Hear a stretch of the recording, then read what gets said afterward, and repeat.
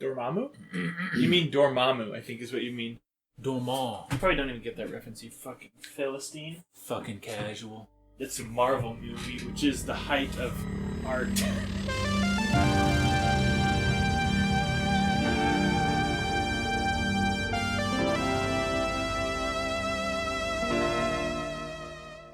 Welcome, everyone. Tonight in the Museum of Modern Games, we will be discussing Streets of Rage 4.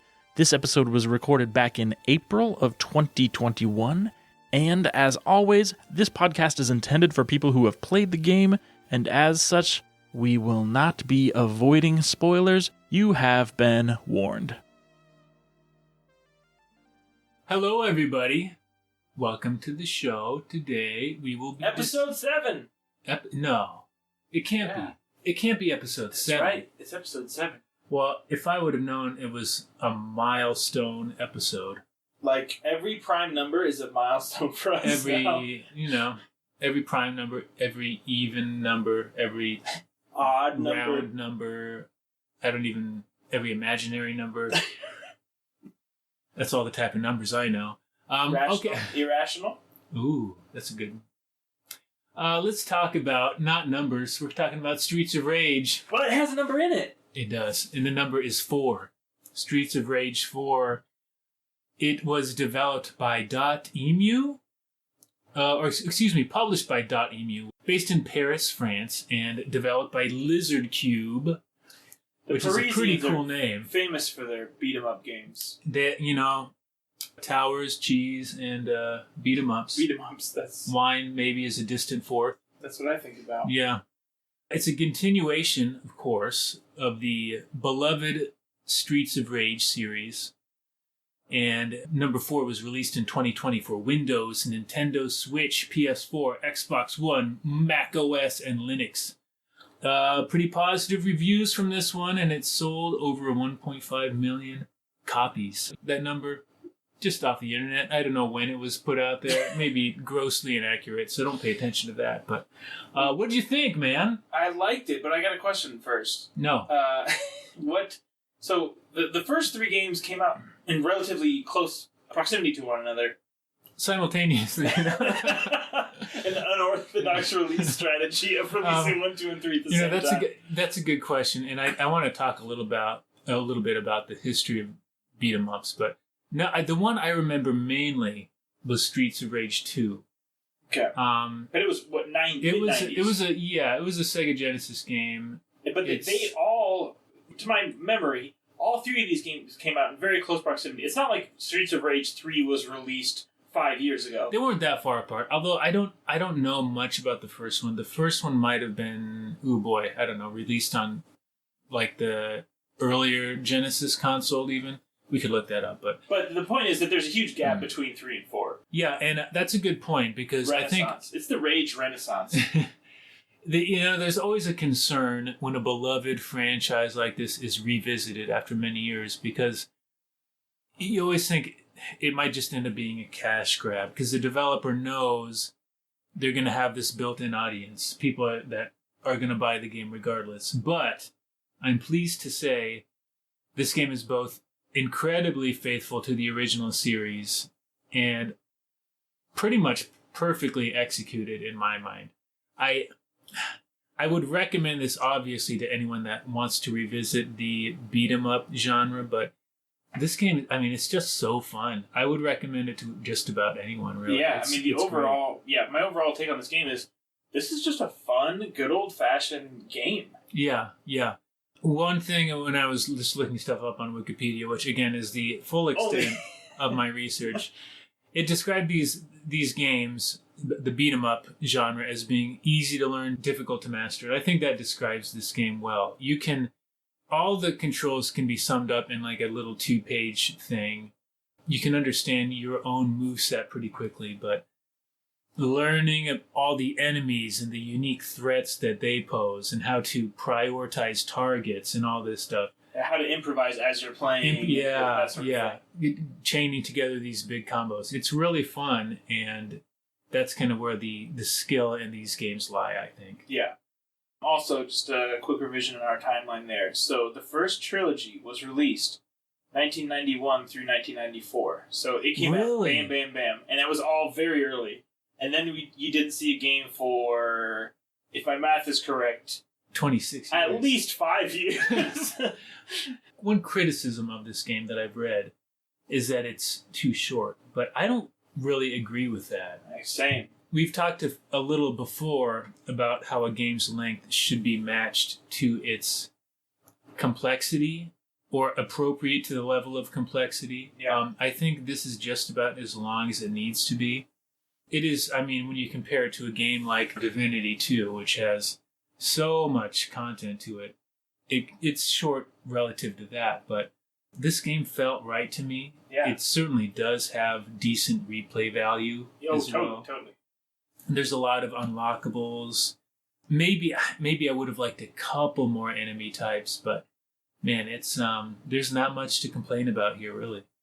Yeah, and I think that you can take this genre and adapt it in a couple different ways. As far as like, putting together combos, there's lots of different ways you could do that.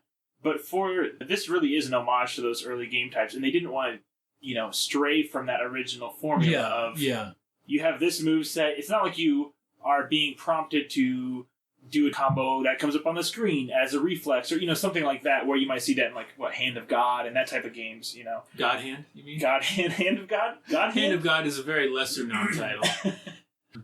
Yeah, it is true. They were definitely trying to stick to that original formula. Yeah. Would it have made the game better if they had like complex button combinations like, Tekken or something? No. Yeah. I think this is what they needed to do. Just had a ton of fun with this. Just the purity, the sanctity of the beat 'em up genre rediscovered in the year reignited in the far distant year of 2020. Who would have thought?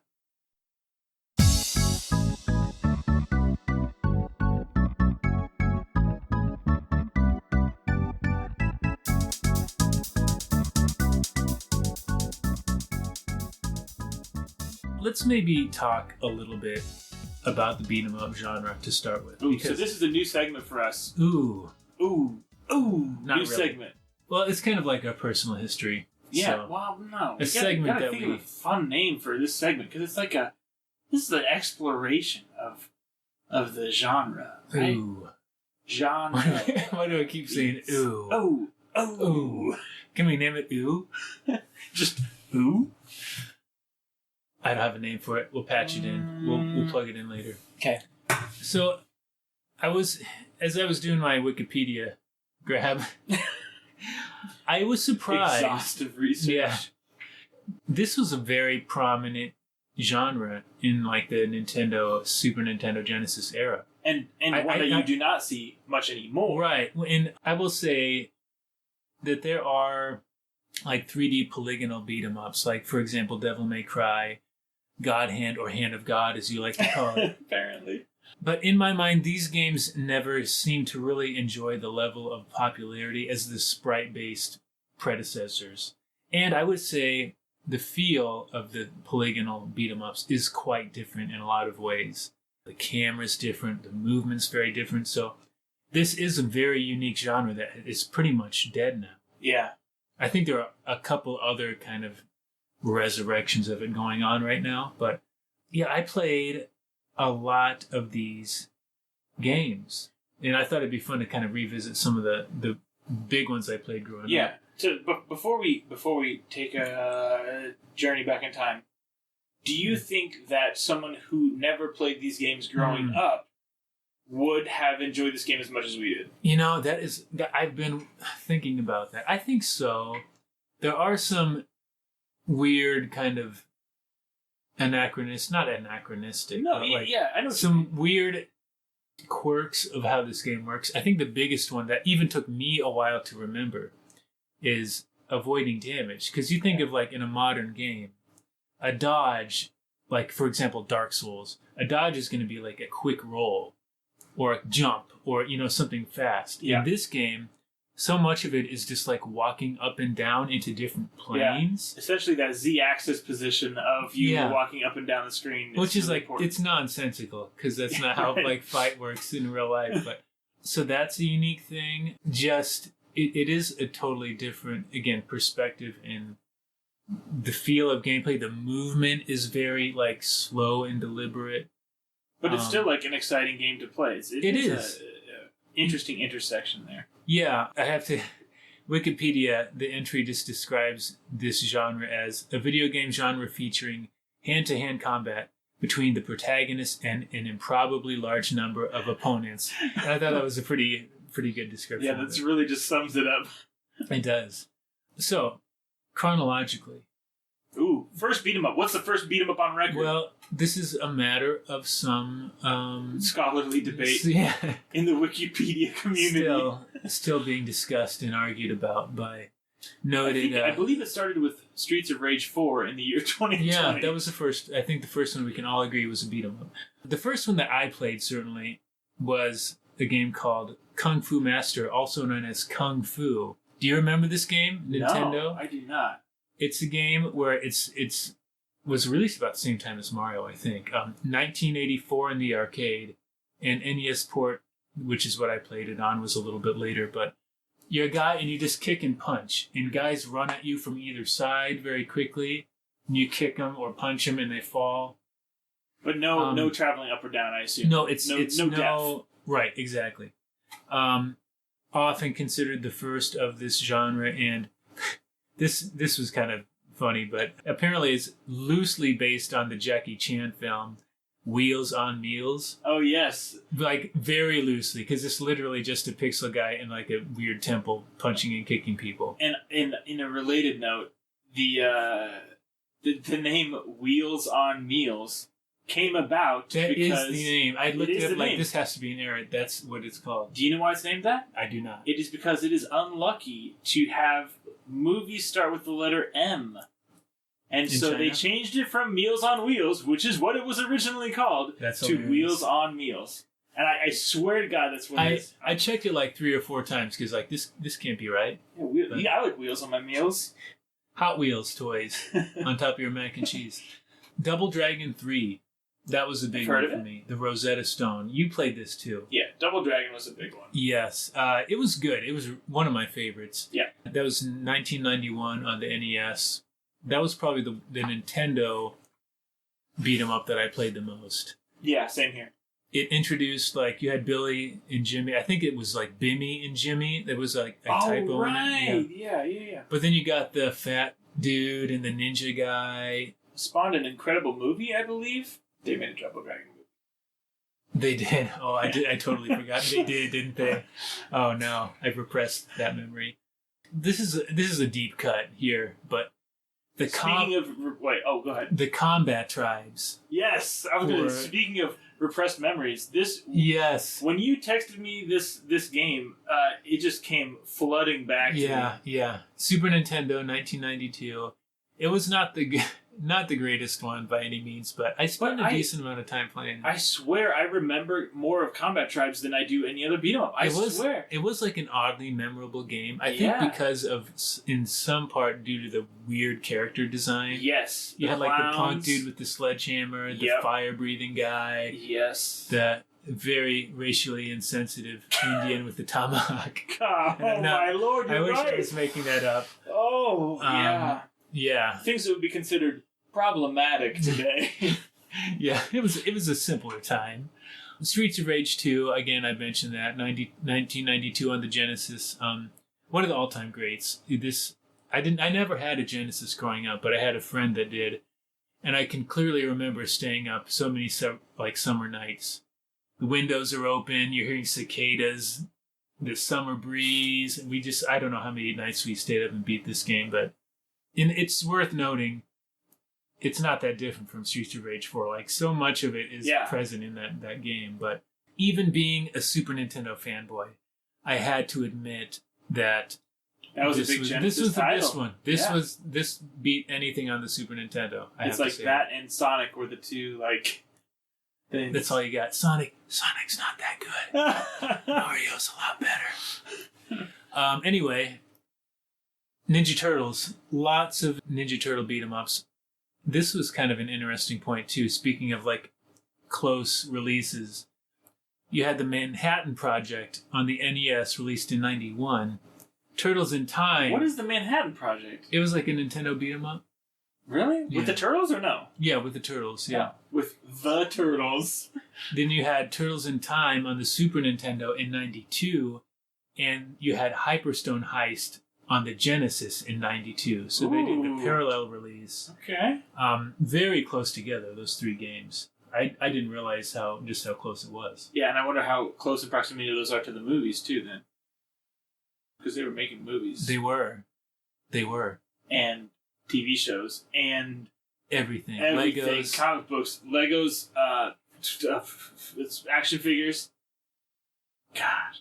What a powerhouse franchise. The last thing is just, all the arcade games. Cadillacs and Dinosaurs was a favorite of mine. I only found it a couple times, really, but there were also the Dungeons and Dragons games, Tower of Doom and Shadow over Mystara, which had some RPG elements, obviously, but... Yeah, at the core, still beat 'em ups, yeah. I always look for those in arcades. Those games were great. I have a fond memory of us choosing a day and bringing the quarters and actually finishing Shadows over Mystara. I don't think I ever did that with another arcade game, but that would be the one... If I was going to buy an arcade cabinet, that would probably be the one I would buy. Yeah. Yeah, so again, I was surprised looking back, like how much a part of my gaming this was as a kid. Yeah. Were there any other titles, recent titles, that really channel the same energy as those kind of original beat-em-ups that you found? Any other modern Not really. homages? Not really. Not that I've played. I mean, obviously I haven't played everything. But what? This may shock some of you. But even, I played some games that are more like Metroidvanias, like, that is a very But it feels so different. Right. There's a lot more like movement, importance on movement and traversal in those games. Well, yeah, and that is its own, robust genre. Yeah. And that's one that has definitely had a modern renaissance as far as absolutely the number of games that are embracing that style of gameplay. Whereas this one is much, much less tapped. Very much on a path, no exploration at all. It's its own animal for sure. That covers the genre history. Covers the history. All you need to know is Combat Tribes, which is the best portmanteau of words ever. It's combat and tribes together, guys. Do you get it? It's tribes that are engaged in combat. Combat or tribes. Combat amongst several tribes of people, mostly that are racial stereotypes of some kind. Oh, no. Not all. But most. Very good. Anything else for you about we kind of discussed the game mechanics and gameplay a little already. Yeah, there's not a lot to say about it. That's not a mark against the game, though. Yeah. Oh, totally. Yeah, this is a simple controlling game, straightforward as far as like the complexity, and that easy to learn, easy to pick up and play. The challenge doesn't lie in learning how to control or figuring out moves. It's more in learning how to respond to what's thrown at you. Yeah, absolutely. The individual enemies, and then when they start combining different enemy types in different ways, it's kind of that thing. Yeah. I think one thing they pull off well in this franchise as a whole, as like bosses need to be kind of a big moment. And the bosses are always so like visually interesting. Yeah. And kind of threatening in a way. Well, not always threatening, but they're so visually distinct. And it's always a big moment when you meet up with a boss and when you defeat them. It kind of does that slow freeze frame thing at the end. Yeah. Very good.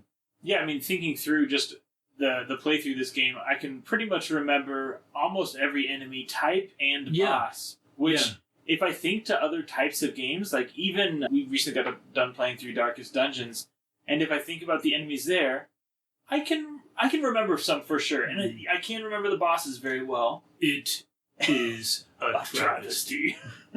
But it doesn't have that... there's a simplicity and a kind of impact to some of the character designs in the bosses especially that really sticks with you. Yeah. And those dudes with the hands in the pockets. Those are good. Those are new ones too, I think. Oh man, fresh ideas. Yeah. Why don't we make a dude with hands in his pockets? He doesn't take him out. He doesn't know how to take him out. He might not even have hands. You don't even know. It would be great if he had one move where he took him out and it was just stumps. Stumps? Oh Lord. Yeah. You just made this game Take that idea. nightmarish. Got to make it some kind of hellscape of a game. As far as the story and the plot, They're amazing. a real high point.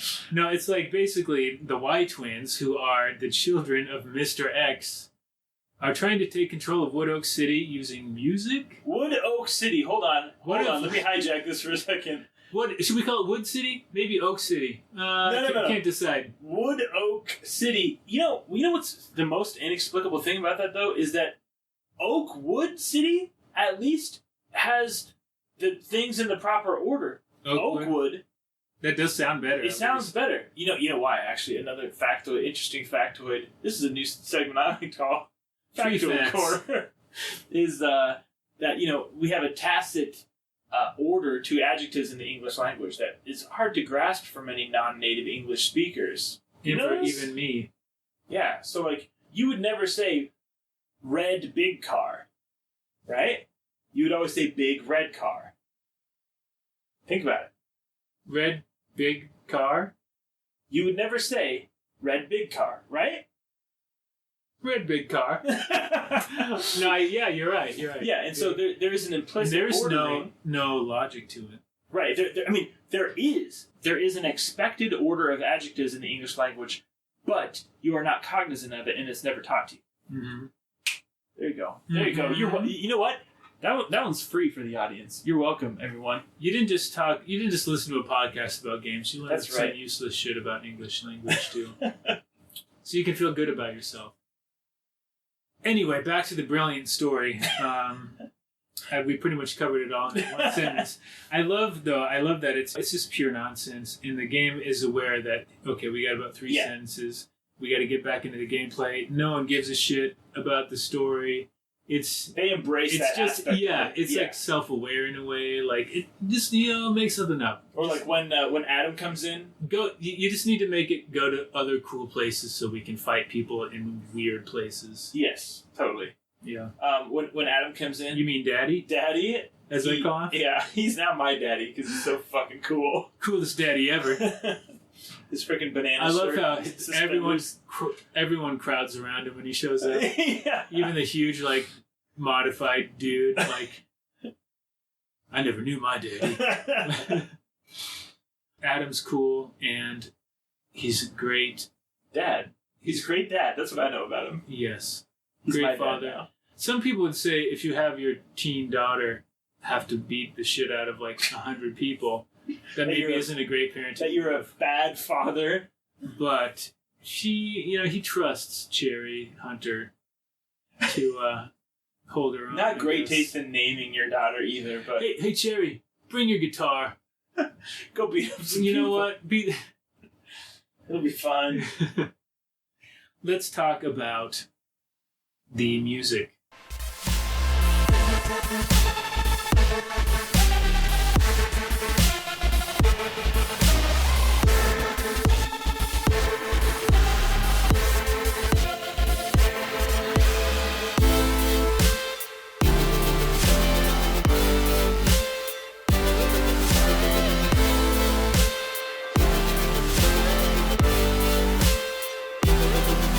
Oh yeah. Oh my Let's gosh. talk about the music. Oh my gosh, so good. The soundtrack. I've had the soundtrack on a couple times already when I was doing other stuff. Yeah, good thing.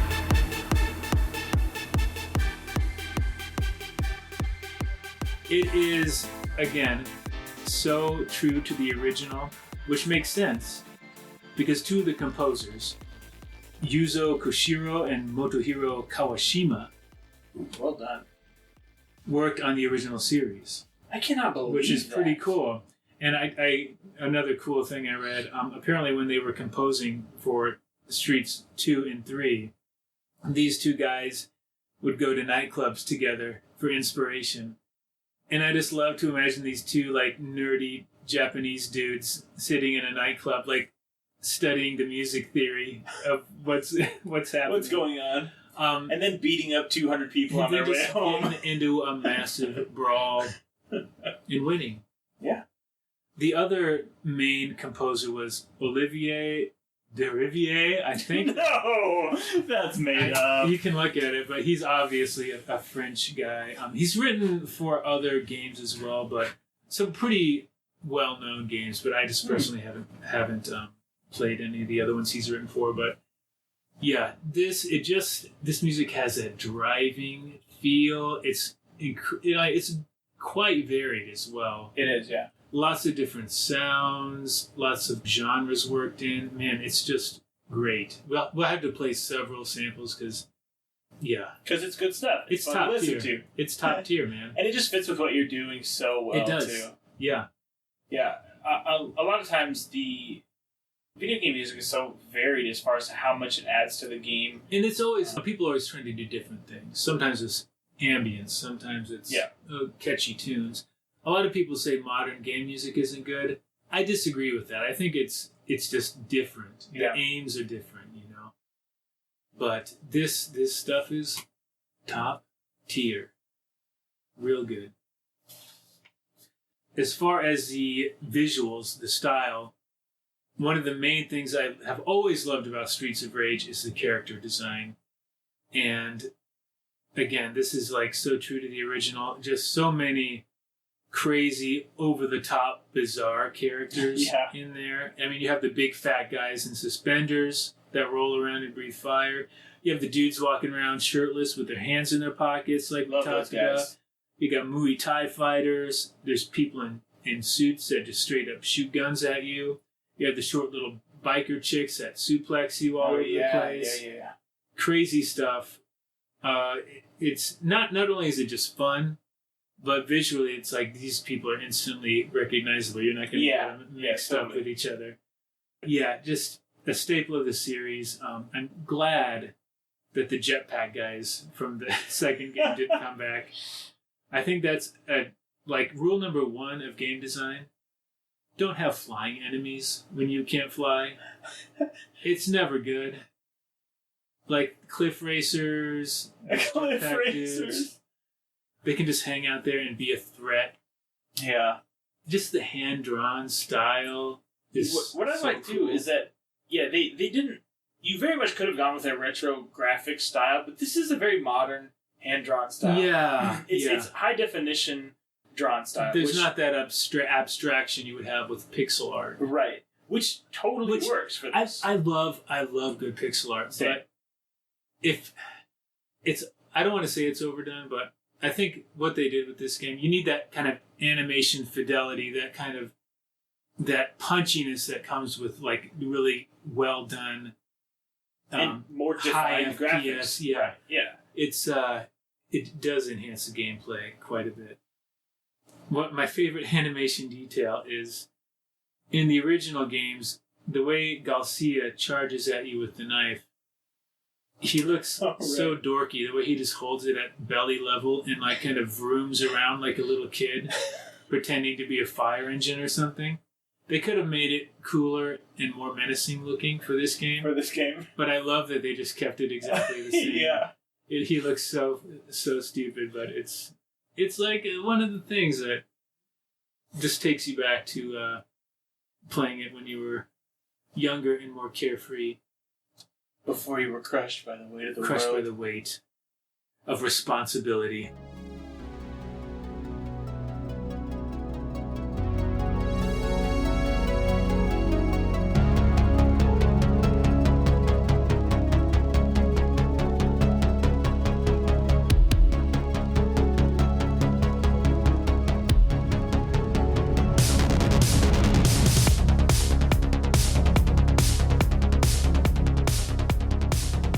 One thing we gotta talk about is just what are some of your favorite moments? Because okay, first of all, I played through this game at least 3 times because I played it through on regular with what's his name?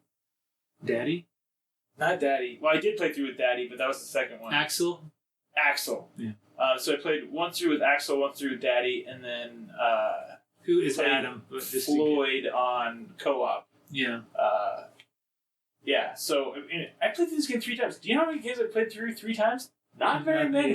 Yeah. It's So like the it fact just that the keeps you going. replayability is there Yeah. if you want it, and that I was very ready to pick it up and play with it again. Just that sounded strange in retrospect. Just beat it. Just slap it around a little bit. But I kind of thought it would be the kind of game I would play through and be like, yeah, that was fun. I don't really want to put any more time into it, but I absolutely came back to it. And whenever I'd say, I'll just get on and beat a level, I'd play through 3 or 4 levels. Yeah, absolutely. Yeah. It's fun. It is. It's nice to have something you can just pick up and play and have some fun with for 20, 30 minutes and be done with it. Get mash buttons so that your thumb feels sore. That's right. That really brought back some memories. Yes, the D-pad. Why am I hitting the D-pad so hard with my thumb, guys? This game does feel better with the D-pad to me. Oh, yeah. Is it just nostalgia or is it something about... It might be just ancient at this point. Ancient, dry, dusty, desiccated corpses.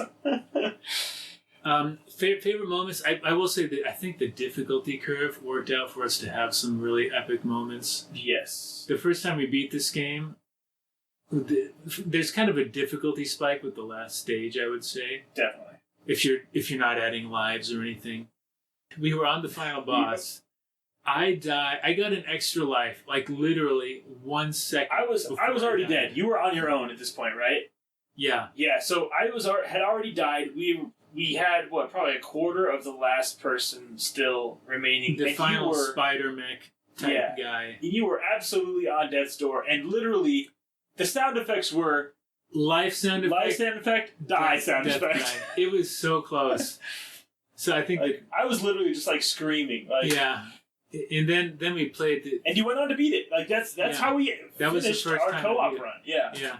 Then when we tried it on Mania or whatever the highest difficulty is. Yep. And a couple times playing that, like we would get to the last boss and one of us would be dead and we would just squeak by with a thread. Yeah. It feels great, you know? Yeah. This game does difficulty pretty well too in terms of you can adjust the base difficulty, but then you can also retry with more lives, more star moves. I like that touch. Yeah, it allows you to tweak it instead of just completely change it in a way that's more satisfying. Yeah.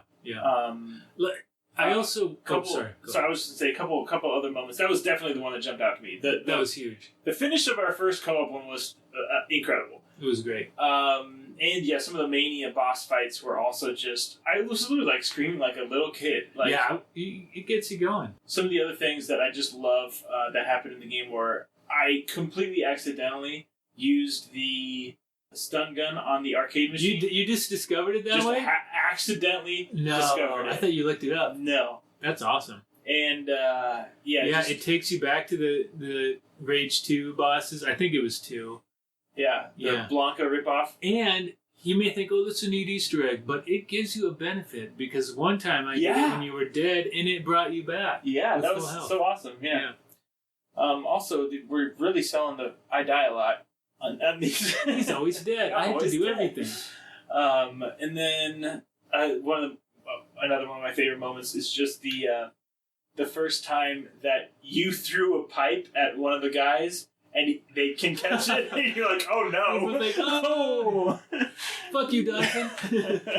Yeah, Donovan was the one who got it. Don't fuck with Donovan. Yeah. You jump at that guy, he's going to hit you with that counter uppercut. God, he'll catch your pipes. He's a gangster, man. I love that just the eyebrows raised moment, though, of when he catches it. It's such a... It is. No. It's like, okay, you're better than me. I get it. What were some other cool things? Like, there's just so many little cool things that I enjoyed. The background art is so good. So many cool details. Like going through the like sauna scene in Chinatown or wherever it is, and there's like these fat guys in the back, and I literally just thought to myself, like, those guys look so cool. Just like these fat guys just relaxing back there, and I was like, how do they pull off just making these guys sitting on this bench in a sauna who are fat middle-aged dudes look so cool? Can I look cool? Can I look cool being fat in a sauna? The Can I answer pull is that no. off? The answer is no. Well, I'm going to try. A huge thing, too. We got to talk about the practicality of what's her name's outfit. Blaze's outfit, and how just, Oh, man. it's tailor-made for fighting, everyone. Just pure sexualization. Tight Plus- mini skirt. High heels or something like that. Yeah. Big hoop earrings. Hoop earrings, that's the best Hoop one. earrings. That's somehow the worst part of it. Long flowing hair that she constantly flips out of her face. Yeah, it is pretty amazing. There was no effort to make it look practical at all. Yeah, I It's love great. it. They just really leaned into this is the worst way you could possibly dress to Yeah. fight. That's how good she is, though. Yeah. It's like the guy from Street Fighter that has to tie one arm behind his back. It's too easy. Needs that penalty. We should mention there is a DLC coming out for this game. Mr. X Nightmare is what it will be called. And I would have never thought this starting this game, but I think I might get the DLC. Yeah, I know what you mean. It's really good. I mean, Yeah. I would play more of this game. Plus, I don't know anything about it except you get to use a swordfish as a weapon. Sold. I don't need to see I don't anymore. need to see anything else. I'm in. You got me. Yeah, I just a few more enemy types, a few more locations. I'd play this game some more, man. It's Yeah, good. and again, this is going to be one of our lighter episodes just because this game's so straightforward. But yeah, I want to emphasize this. Pick this game up. It's yeah, it's fun. It's really good. Like, this is an underappreciated kind of just have Why fun are with you this still game. listening? Why don't you stop and Stop. play the game? Give us 5 stars on Although- iTunes or whatever, and then go play it. We are intending this again for people that have played the game already, but Well, so you probably already know how replay good it is. Play it again. Don't be so lazy. Just kidding. We love you. Please. Like and subscribe. Smash that like button. Oh, man. Yeah, Again, we're ancient. ancient. Cool. All right. My name is Jeffrey. Man, I'm old. Click. Later. Later, players. That's how we end every episode. Later, players. That's our new thing. That's our catchphrase. Thanks for listening. We hope you enjoyed this episode. If you did, please tell your friends, subscribe, review us on your favorite podcast platform of choice, and we would very much appreciate it. We also have a website, the-mmg.com or themuseumofmoderngames.com. That's all one word, no punctuation. And from there, you can find links to all of our various social media presences and a list of the games we're planning on playing next. We would love to hear your thoughts about the games we have covered, as well as any suggestions for games you would like us to discuss in the future. And if you support us on Patreon, you can get a number of perks like access to our Discord server, and you can even vote on our next game.